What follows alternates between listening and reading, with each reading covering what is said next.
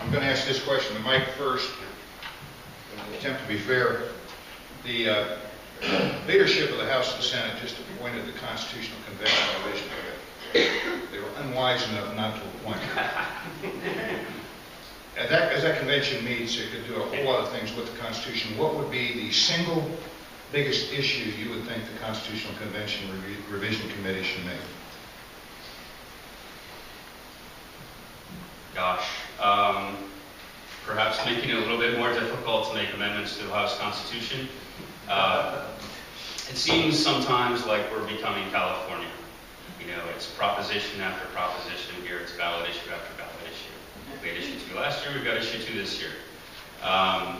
One of the things that I've worked on, and I did this as part of a bipartisan group, it was myself, Representative Celeste, Senator Tom Sawyer used to be a Democratic congressman from the Akron area, and Senator Frank LaRose has been redistricting reform. And our plan is based largely off of the original Husted plan, which many Democrats around the State House said was a solid plan. The reason it didn't get implemented, in my opinion, is that at that time, Strickland was the governor.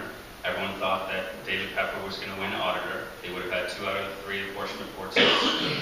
And they would have controlled redistricting for the next 10 years in Ohio. And so rather than pass reasonable reform when Husted was in the legislature, they said no. They just said no. Now, one of the first things I started working on as soon as I got in the legislature was redistricting reform. And I'm in the majority. It's not in our interest to do this, but I believe in it. And we really need to do something. It has to be bipartisan. It has to include a supermajority. It has to include a minority threshold, 2 votes from the minority party to pass any map. The current proposal, issue 2, does not do that. Simple majority can do it. It's removed some of the provisions that exist in California. And in California, when they passed it, it was called Voters First, by the way. Republicans tried to pass it there. They thought it was going to help them. Democrats picked up 2 seats. Democrats are in the majority in California. The majority picked up 2 seats. Now they're poised to pick up an additional 5 or 6 seats. So I just say to you that this is probably the biggest issue for fairness at the state level is redistricting reform.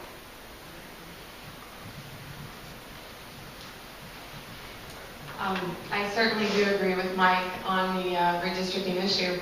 I wouldn't be standing here in front of you if Dublin hadn't been redistricted last go around last fall.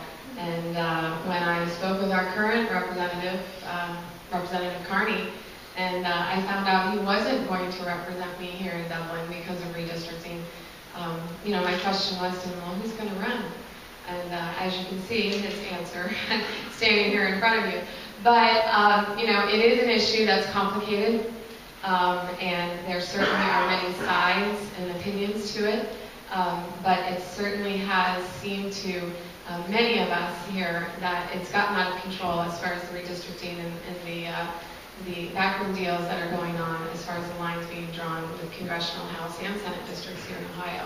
So I certainly agree with Mike that that's got to be a priority, and I agree with him. It's got to be bipartisan, and you know, the decision here though is it going to be politicians that are making the decisions, or are we going to you know, get some citizens' help and let the people you know, have more of a voice, and not splitting their communities down the middle, not, you know, having one congressional district run, you know, the length of 11 counties. I think we definitely need to reform that.